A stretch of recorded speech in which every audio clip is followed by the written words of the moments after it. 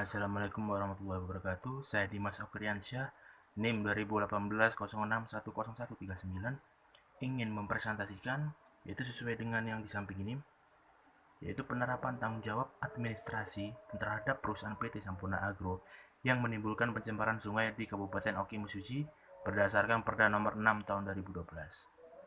Dan selanjutnya kita akan bahas yang kita bahas pertama, yaitu sesuai dengan yang di samping, penerapan tanggung jawab administrasi terhadap perusahaan yang menimbulkan pencemaran sungai di Oki Musuji. Penyimpangan dalam penggunaan izin yang melanggar ketentuan peraturan perundang-undang baik terhadap undang-undang, peraturan pemerintah maupun peraturan daerah atau perda. Dalam hal ini, mengacu pada Perda Nomor 6 Tahun 2012, maka dijatuhkannya pemberian tanggung jawab administrasi. Dan adanya berbagai bentuk tanggung jawab administrasi yang dapat diterapkan terhadap individual dan badan usaha yang menyimpang dalam penggunaan izin yang diberikan adalah yang diberikan sesuai yang di samping saya ini, teguran secara lisan. Di sini ditulis pada tahap awal tanggung jawab administrasi yang selalu diterapkan bagi perorangan atau individual ataupun badan usaha yang menyalahi penggunaan izin yang diberikan adalah dengan memberikan teguran secara lisan. Teguran secara lisan adalah dengan memberikan pengertian terhadap yang menyalahi izin yang diberikan agar berbuat sesuatu sesuai dengan peruntukan izin yang dimaksud.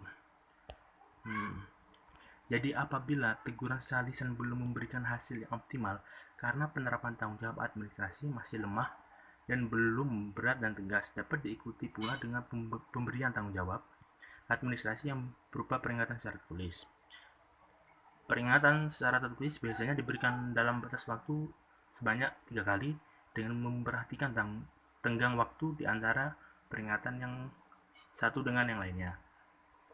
Minimal 1 minggu. Tujuan peringatan secara tertulis supaya perorangan atau badan usaha dapat memperbaiki dan atau mempergunakan izin sesuai dengan peruntukannya dengan baik dan benar. Selanjutnya yaitu yang sesuai dengan samping saya lagi, yaitu adanya paksaan administrasi. Paksaan administrasi sebagai paksaan pemeliharaan hukum itu dapat berupa larangan untuk meneruskan suatu kegiatan pelanggaran diperingati agar berbuat sesuai dengan izin yang telah diberikan.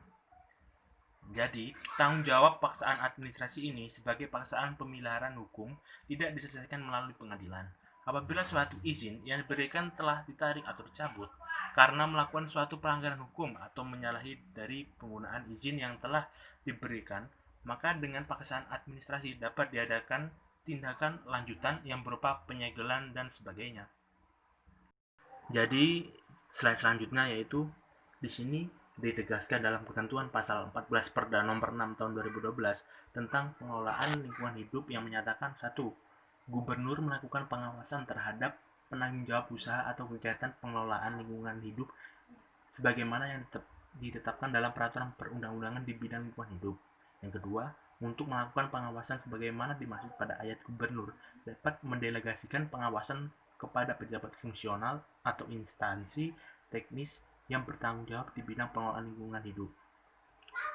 Jadi, apabila ditelaah dari ketentuan pasal di samping saya ini, menunjukkan bahwa paksaan administrasi yang berupa penarikan izin dengan tindakan penyegelan dapat dilakukan gubernur dengan mendelegasikan wewenangnya pada bupati atau wali kota di tempat mana kedudukan individu atau badan usaha itu melakukan kegiatannya.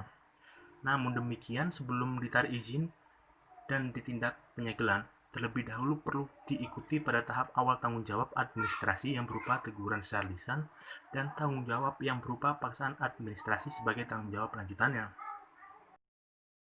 Selanjutnya, uang paksa atau duangsung.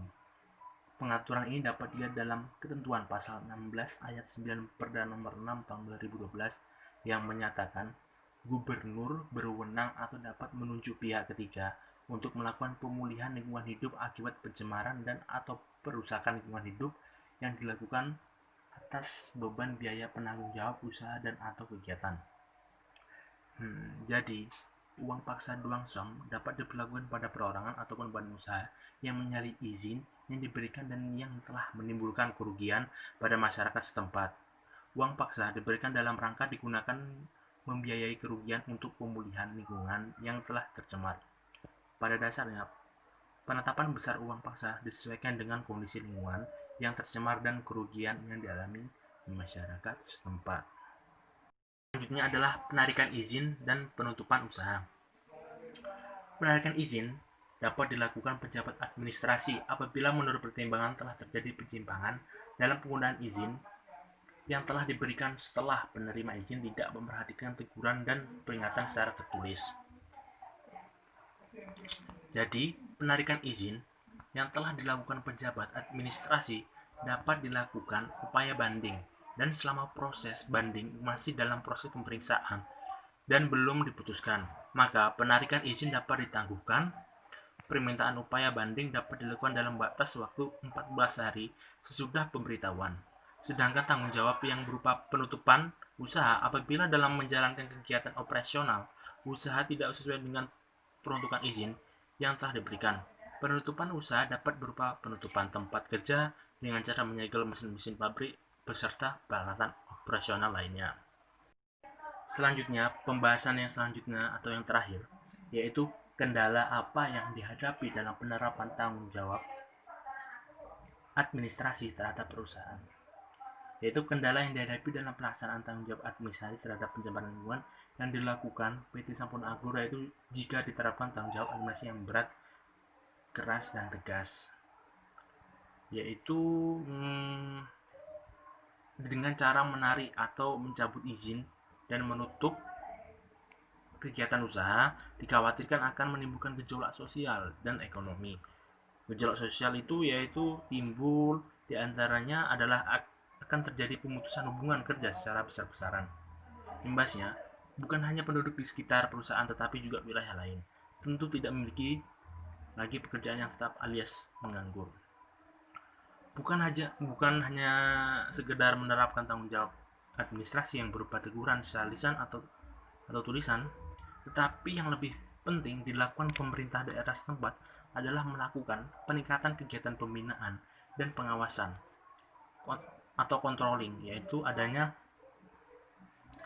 pembinaan. Yang pertama yang disampaikan saya ini adalah pembinaan yang diarahkan, yaitu untuk membina perusahaan industri besar, mencegah dan kecil untuk tetap konsisten selalu memperhatikan lingkungannya, memberikan pedoman dalam upaya pengendalian pencemaran dengan memberikan rujukan, acuan ataupun panduan tentang tata cara pengendalian pencemaran untuk berbagai aneka kegiatan industri berskala besar, menengah, dan kecil, dan memberikan bimbingan dan penyuluhan mengenai tata cara pengendalian pencemaran serta memberikan informasi teknis yang terbaik yang berhubungan dengan langkah antisipasi deteksi pencemaran, dan memberikan masukan, saran, dan petunjuk mengambil suatu tindakan dalam upaya menghadapi kasus-kasus pencemaran termasuk penanganan dan pengelolaan limbah industri. Itu yang berhubungan yang pertama ya, yang pembinaan yang diarahkan. Yang kedua ini pengawasan yang diarahkan. Jadi pengawasan yang diarahkan ini melakukan pengawasan pelaksanaan dari peraturan perundang-undangan pengadilan pencemaran lingkungan, yakni Perda nomor 6 tahun 2012, Undang-Undang nomor 32 tahun 2009, dan penerapan dari pedoman yang telah ditetapkan. Mengambil langkah-langkah yang dianggap perlu, termasuk melakukan penindakan terhadap perusahaan-perusahaan yang melakukan pencemaran lingkungan dan memonitor dan mengawasi terjadinya bencana atau musibah yang ditimbulkan atau diakibatkan oleh pencemaran limbah perusahaan. Sekian dari PPT saya tutup dengan wassalamualaikum warahmatullahi wabarakatuh.